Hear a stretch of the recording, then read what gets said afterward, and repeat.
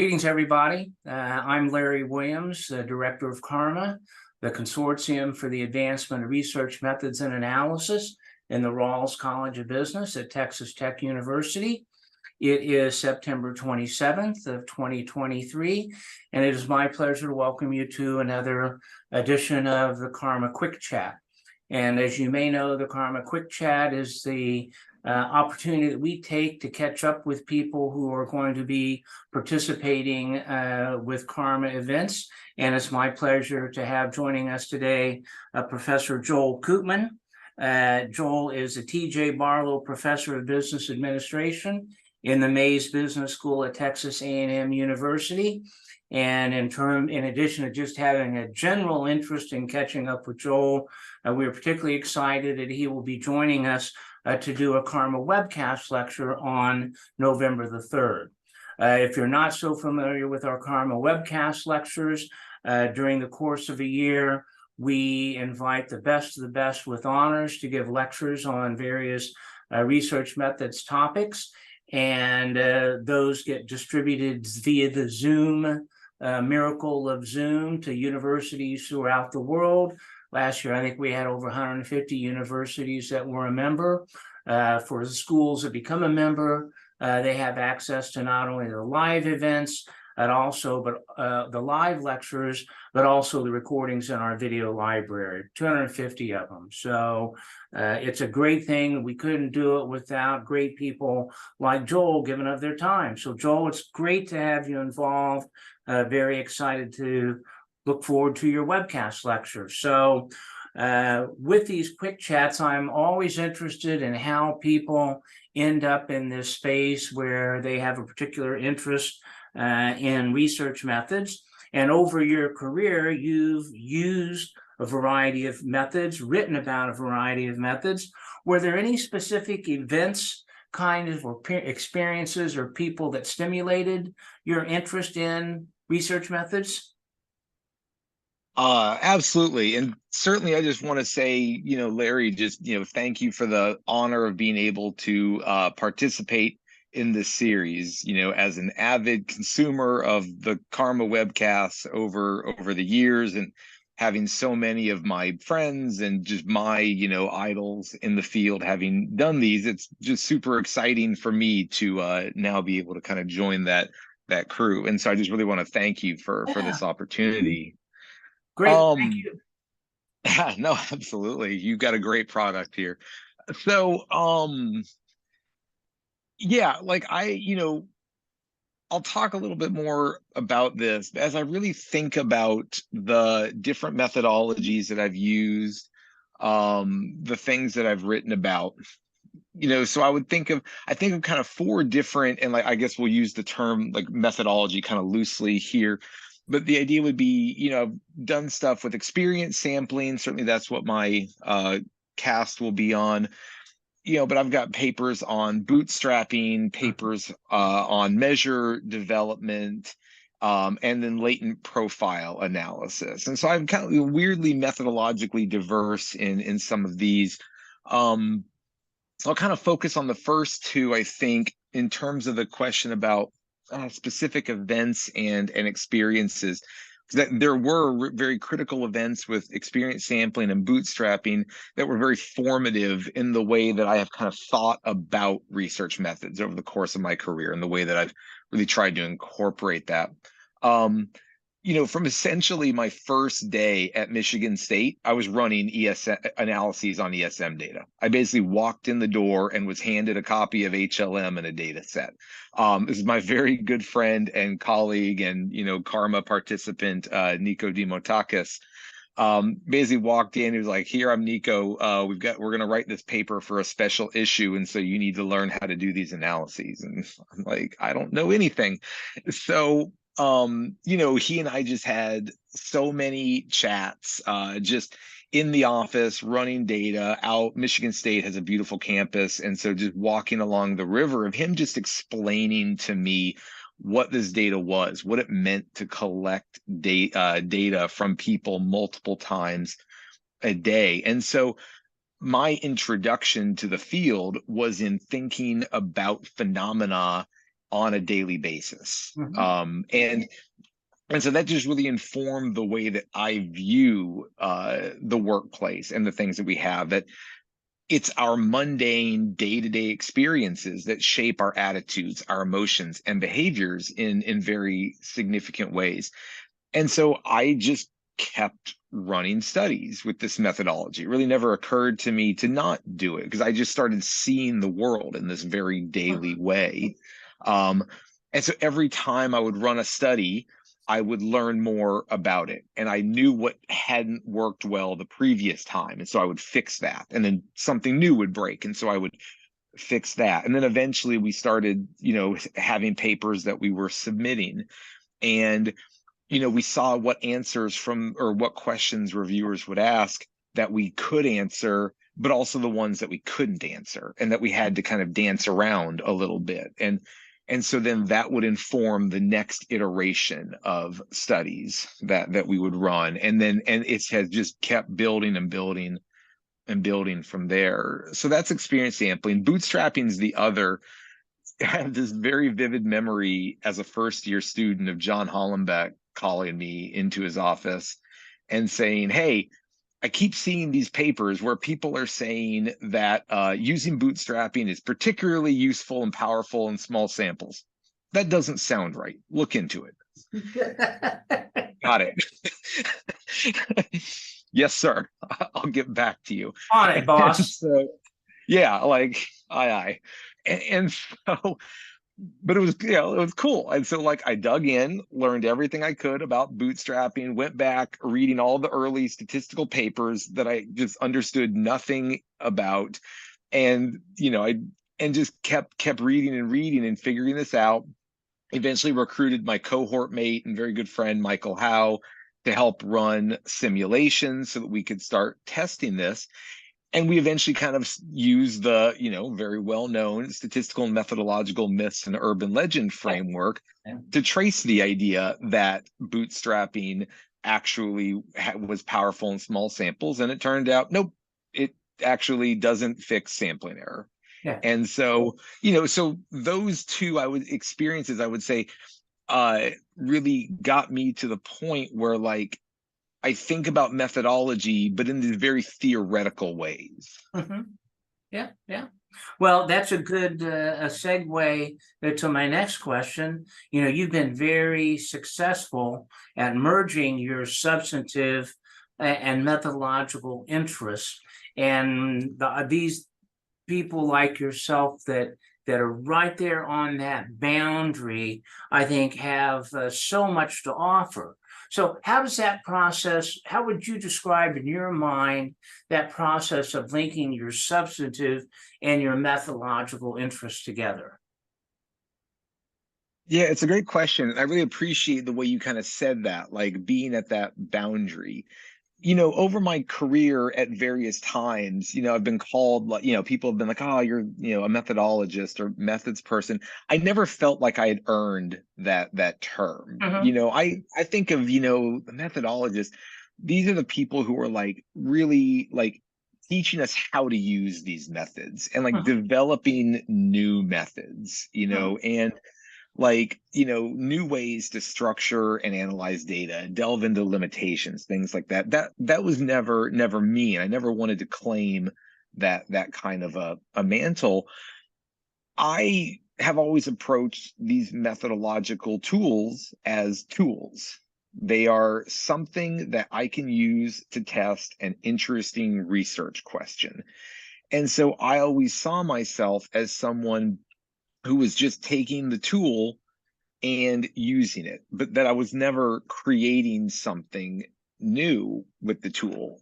And so, but what I did with that and what I thought was so critical was that I didn't want to just take it off the shelf and just apply it, not hammer, nail. I wanted to understand why I was using the hammer and what the limitations of that hammer were, and what could I do with that hammer, and how could I better use the hammer in that specific situation. And so I always did think it was really important to understand the nuances of the method, and the theoretical implications of applying them. And what does it mean if you apply it in this way, in this setting, in this context, in the service of this research question?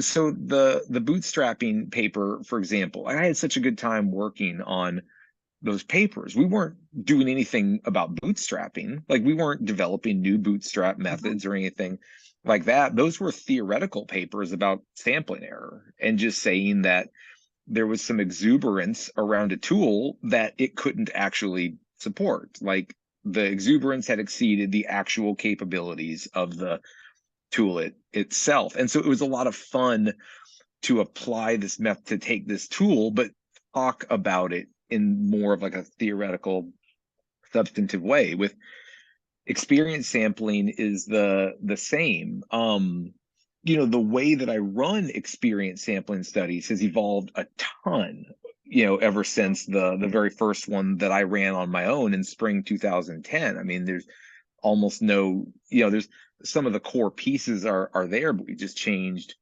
so much. But at the end of the day, all I'm trying to do is learn what it means to sample from people's daily experiences. Something that I think will come through in the talk and in terms of understanding the limitations of the phenomenon. So if you ask people about things that happened over the past week or in general, it's probably happened, just basic work experiences. Have you helped? To what extent do you help people in general over the past week? It's probably happened. But with experience sampling, I need to know if it happened over the last 4 hours. And it seems obvious, but like, you actually have to make sure that you're getting people at a point in their day when the thing may have actually happened. Are they at work actually that day, or at least working remotely? They may not be. They had a doctor's appointment that morning, and so they got to work late, or they're on vacation. They can't have experienced justice from their supervisor because their supervisor is at a retreat.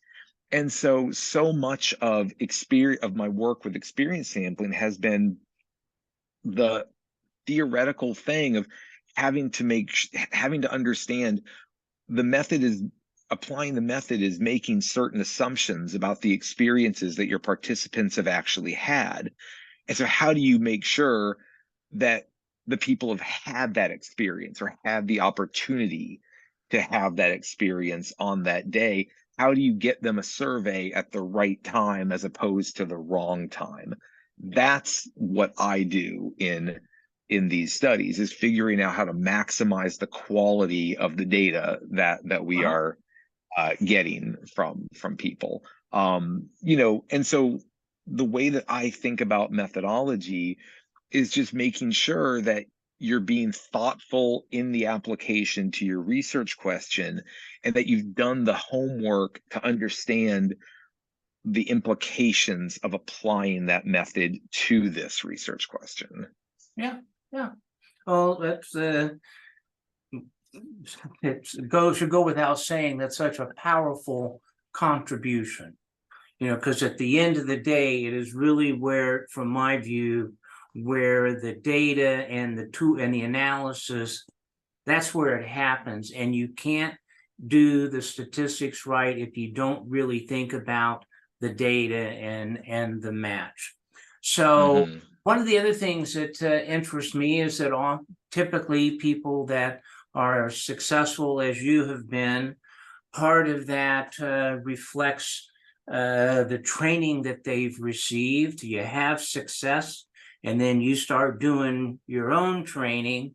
And most people kind of take some of the good from a variety of faculty that they worked with and match their own style that basically works. And so, do you have a particular style or philosophy when you work with doctoral students that you think helps them achieve success?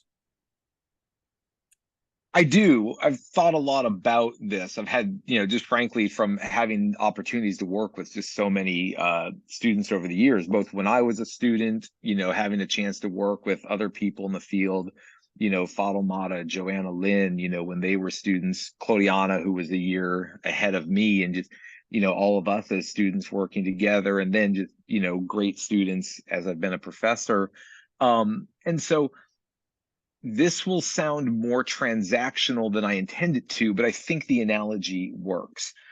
When you're working with students, you're trying to get ROI, right? Return on investment. And so what that means that you have to invest if you want a return.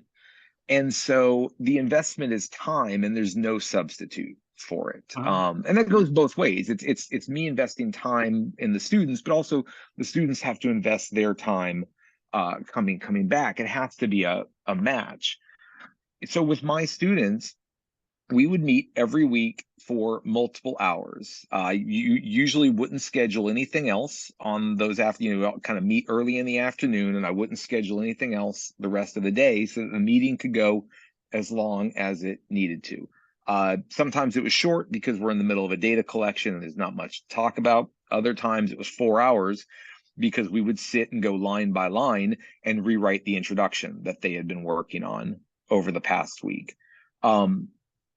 I think about this a lot, particularly with writing, because what I realize is that I don't know how to teach somebody how to write because I can't always articulate what I'm reacting to or why. There's no rule as to why if we write the sentence like this, it's going to trigger reviewers and it will just sound a lot better if we rewrite it in this other way. And I can track changes and just rewrite it, but that doesn't tell the student what's going on in my head. And I can't write a comment because that takes time. So what I figured out I had to do was to do it in real time. That I had to just sit there with the student and stare at the sentence and say, this doesn't work. I can't entirely explain why, but we're going to rewrite it like this and just talk it through. And so if you make those investments, what I feel is if you make those investments in the students and they make them back, that's where results come from, because over time they will bring you better work, they'll bring you better ideas, better analyses. And so now it's over time, it's less of your time in any given unit. And so you work with other people, other projects, or just develop more projects with those students. Yeah. Well, you mentioned time, and I think, and we talked about the changes offline, about the changes that people go through at different stages in their career, about the demands on their time, and students have a hard time learning this. Is there a way that you structure your schedule and protect, but while giving, as you just described, protect time that enables you to be as productive as you've been? Yeah, it was easier to do, kind of as you and I were talking about before the cameras were on. It's a lot easier to do early in your career. I'm starting to find more and more that my time is not always my own to schedule anymore. But as a student and early in your career, you have control. And so there were two things I would do. The first was I actually just learned how to make progress on papers, even if I only had 30 minutes or an hour to work. Sometimes you don't have that time. I heard Sue Ashford talk once about how everyone has their own procrastination excuses. And so one of the big ones is, I can't write if I don't have that 4-hour block of time. Well, it's hard to have those even early in your career, and they kind of just don't exist as you get later in the career. So I learned how to be happy, even if I only had time to write a couple sentences, or if all I had time to do was just go through and make some edits to a paragraph that I wrote yesterday, because at least I was keeping it in my head. And so I was always still churning on the issue. I was always still connecting dots on a theoretical argument or just processing a reviewer's comment. And so you're still making progress when you do that, even if not. So partly the answer, it's not really the answer to your specific question. Partly it's just you just have to do stuff. Every opportunity you get, even if it's only 30 minutes, you have to get in and just do something. But early in your career, you have more ability to just sometimes, as I like to say, let fires burn. You can just ignore the inbox for a couple of days and probably nothing bad is going to happen. And so, you get an email from a co-author, they're sending the paper over to you. Your co-author, we often feel like we have to respond immediately to that, but frankly, your co-author may not want you to, because they wanted to get it off their plate so they could work on something. And so just tell them, yep, got your email, I'll get back to it in 2 days. And then just literally check out for 2 days and block of time and just work, and then put out all the fires that started from just not answering emails for a couple of days. Yeah, yeah. Those are great ideas. I think you're right that a lot of times we don't realize what we can get done with the little time that we have. So you've been at this for a while now, and I've come to learn from talking to people and from my own experience that we kind of change as a result of the gaining more experience as a scholar, as an author, as a reviewer. So how do you think you've changed over the years with the experiences that you've got submitting papers for publication and having them be published? Yeah, I think probably one of the obvious answers to the question is it just helps you foresee problems in your papers methodologically and theoretically. You've learned what works, you've learned what doesn't, you've seen problems that authors make from the review process. You remember reviewers blowing you up, last time that you said this, you framed it this way, and so you kind of learn how not to do those. Certainly how much of, or a lot of the way that I run experience sampling studies is based on that experience. I learned what got me in trouble in the past, and I tried to change that and do that better. But, going deeper into it, I think one thing I've learned, I would say probably three things. I've learned flexibility, creativity, and simplicity is what I've learned. To the first two, you sometimes get comments from reviewers that you don't agree with or that seem tangential. And it can be somewhat like cathartic to just be like, they don't get it. Right. And so maybe you want to ignore the point. But that doesn't really work. You have to think of reviewers as your future reader. And so let's just say the reviewer got confused. Well, a future reader may too. And so you don't want to just blow the point off, because if your future reader gets concerned or gets confused, then they don't cite your paper and it doesn't have impact. So that doesn't work.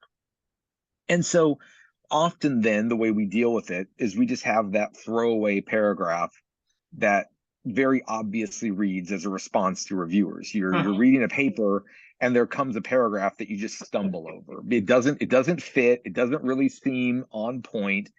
And I always hate that as a reader when I see that. And so what I've tried to do is learn how to still write the paper that I want to write, but find some way to weave that point through, and so that I don't take the reader out of the flow of what I'm saying, but that I'm acknowledging the reviewer's comment as well. And so I try and be flexible with the comments from reviewers. I try and be creative in the way that I work those things through in the review process. The last one that I do feel very strongly about is just learning how to write simply. I work on a lot of papers with a lot of people where I'm not the expert. And this has actually been my experience as a reviewer too. I feel like oftentimes editors will talk about, they want the naive reviewer or whatever. Like, I think I'm just the designated naive reviewer. I feel like I get papers that I don't have any expertise in any of these topics. And so as a reviewer, I often get frustrated when the paper is written in this complex kind of way. And I don't really understand your assumptions. I don't really understand the theoretical lineage of what you're writing about. You don't give me enough. And so it's the exact same as an author. I work with a lot of people where I'm like, I don't know anything about this topic. And so for me to add value, I have to break it down and break it down and break it down and just get to the simplest, most base elements of it. why do we have interactions with people? What are we trying to get out of it? Well, at the end of the day, we just want to feel connected. We want to have this social kind of thing. We want to feel good. And so it's trying to understand these complex phenomena in very simple ways, and then trying to understand why is it having the relationship that it has in very simple ways, and then writing it at that level, and Mhm. just trying to get to this most simplistic, most basic elements of these things, because all the phenomena that we study are very complex, and they're interwoven in this very contextual environment of work that we deal with. But at the end of the day, like, we're all just people, and we're all just dealing with the same things. And so I try and keep it at that level in my understanding of phenomena, but then writing of the Yeah. papers. Yeah. Oh, that's great. I couldn't agree more. We get so trained in the sophisticated analysis, and we oftentimes forget the value of communicating about it in breaking it down into its simplest components. As you mentioned earlier, your webcast topic is experience sampling methods, and so in general, what do you describe as the selling points of this method, its strengths?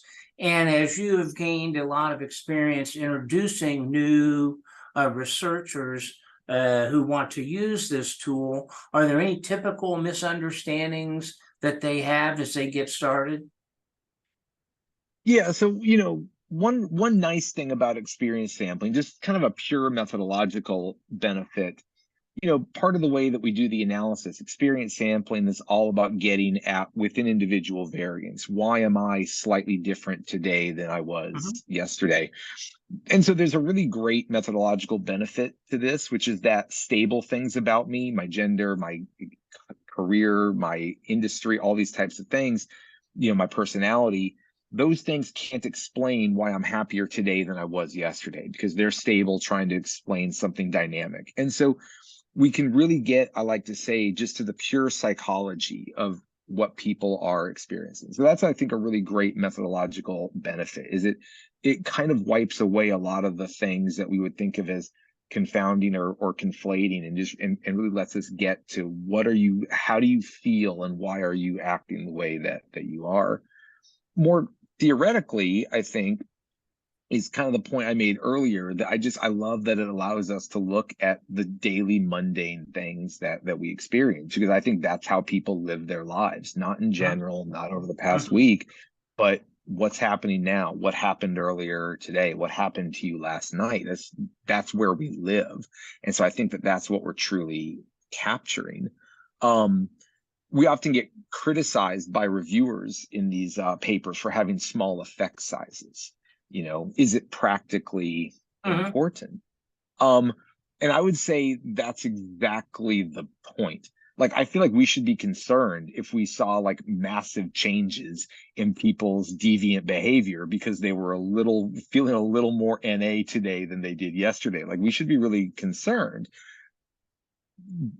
There may just have been no one around. You were in a meeting, you had something else going on. There's over you know over the last couple of hours, there's any number of reasons why you may or may not have done something. So if we can explain just small amounts of what people do in the course of a couple hours, and then we think that people are at work 2,000 hours a year, well, all of a sudden, I think that's where it becomes impactful, that we lose sight of the fact that we're looking at this very narrow slice of a person's life, and that we're trying to understand what's going to happen to them over long periods. And so, uh, yeah, so I think it's maybe a little bit misunderstanding of like, how big of an effect should we be finding? What should we actually be concluding from these studies? Yeah, yeah. Well, before we close, can I ask you to give a preview of what you're going to be talking about in a couple of weeks? Yeah, I'd love to. I started doing this workshop at SMA, boy, maybe 6, 7 years ago now at this point. And Nico and I recently wrote a chapter that was kind of based on this talk. And even then, in doing this, there's so many talks that have been given on experience sampling, so many chapters that had been done on this. And so I really was trying to think through, how can I add value in this space. And what I kind of figured is that so much of what had been done and talked about and written about was sort of already a little bit down the line, that people already knew some stuff about ESM. And so it was really trying to figure, how do you respond to reviewers? What are some of the nuances that people already had data? And it was, okay, what do we do with this? What are the implications? And so I really tried to come at it from the beginning. The title of the talk is, so you want to conduct an experience sampling study. And so it's very much about half the talk is just some initial primer. What does it mean to talk about with an individual variants and all these types of things? I get into some operational things. What are the implications of having observer reports of this as a we'll say teaser? I don't like other reports in experience sampling research. I think there's a number of problems with them. And so I talk about a lot of these types of things. It's very operational. So you're going to design a study. What time of day should you be sending the surveys? What are the implications? What research questions can you answer if you send the survey in the morning versus the afternoon versus the evening? Should you send 2 a day, 3 a day? What are the differences? So that's very operational. And then even more about the second half of the talk, I get into some deep tactical type things about, like, here's how you can actually structure your administration to account for the fact that some people in your survey start work at 8 a.m. Some people in your survey start work at 10 a.m. But what you're interested in is how people feel at the start of work. So how do you get this person a survey at the start of work, but also get this person a survey at the start of work? And how do you account for the fact that this person, who usually starts at 9 o'clock, has a doctor's appointment today and won't get to work until 10:30? And so we can accommodate all of that with the way that we run these studies. And so that's what I'll talk about. Well, that sounds like it's going to be a great start for those who are thinking about doing an ESM study, and some good lessons for those that are struggling with the ones that they do have going. So, Joel Koopman, we'll see you November 3rd for your webcast. For those of you in the audience, you want more information, visit the Karma website. We hope you can join us on November 3rd. Joel, thank you so much. Have a great day.